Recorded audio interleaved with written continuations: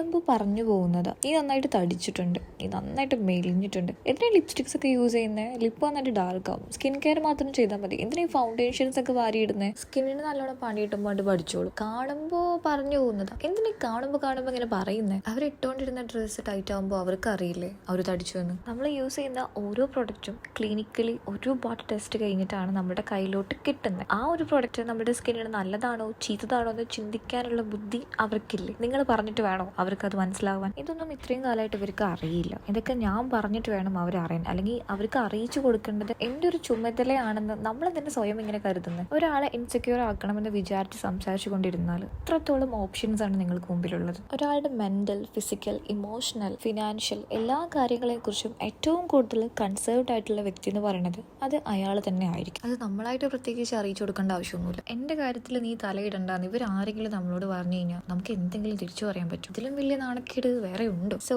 ഇതുപോലുള്ള കാര്യങ്ങളൊക്കെ അങ്ങ് പറഞ്ഞു പോകേണ്ട കാര്യമൊന്നുമില്ല. അത് പറഞ്ഞു പോവാണ്ട് നോക്കേണ്ടതും നമ്മൾ തന്നെയാണ്. So this is my final look.